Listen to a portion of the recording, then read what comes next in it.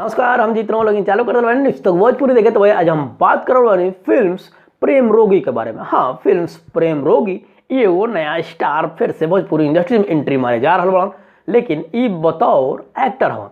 चलिए इनके बारे में जाने से पहले, ये फिल्म के बारे में जाने से पहले वो काम यानी चैनल के सब्सक्राइब नहीं करनी तो कर डाली और तो और बेल आइकन के घंटी में दबाई। अगर ये वीडियो हमारे फेसबुक पेज पर जाता नहीं, पेज के लाइक नहीं करें तो भी दबाई।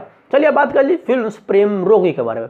दरअसल फिल्म प्रेम रोगी में कुछ नया स्टार बतौर एक्टर एंट्री मार रहा बड़ा, तो ये काफ़ी इंटरेस्टिंग भी है। कहीं कि भोजपुरी में अक्सर गायक ही स्टार बनेला, तो ये भाई थोड़ा सा सोचे वाली बात भी है। लेकिन फिर भी नया स्टार नया कारनामा करिहन कि ना करिहन, ये शायद देखल काफ़ी इंटरेस्टिंग होखे वाला बाटे।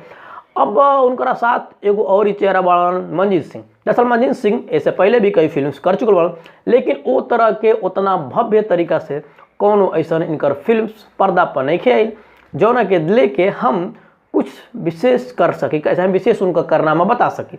तो फाइनली अगर देखल जाओ तो एगो नया चेहरा कुछ नया करे के कोशिश करल बन जा। एक शुभ मुहूर्त मिर्जापुर में संपन्न भइल बटे और एक फिल्म से भी बहुत ही जल्दी चालू होखल बा।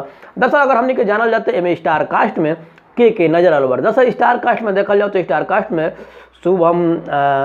शिवम गौरव और मंजीत सिंह, सोनाली और नंदिनी, आशीष पांडे और बाद से जीतू शुक्ला, उमेश सिंह नजर आवे बड़ा जा। तो फाइनली ये फिल्म्स अगर देखल जाओ तो एगो नया चेहरा के ऊपर आधारित भी है। अब ये नया चेहरा कितना कमाल और कितना धांसू करे ये वक्त बताई, लेकिन फिल्म के नाम बा प्रेम रोगी। तो अब कितना हमें प्रेम रोगी की फीलिंग्स देखे के मिली हमने के, वो देखल काफ़ी इंटरेस्टिंग होगा। काहे कि अगर प्यार न नेचुरल चीज़ देखे के मिला ना प्यार में, खासकर फिल्म यानी पर्दा पर देखे के मिला, तो आदमी के काफ़ी इंटरेस्ट बैठेला और वो फिल्म्स के लोग बार बार देखेलन, लगातार बार देखेलन।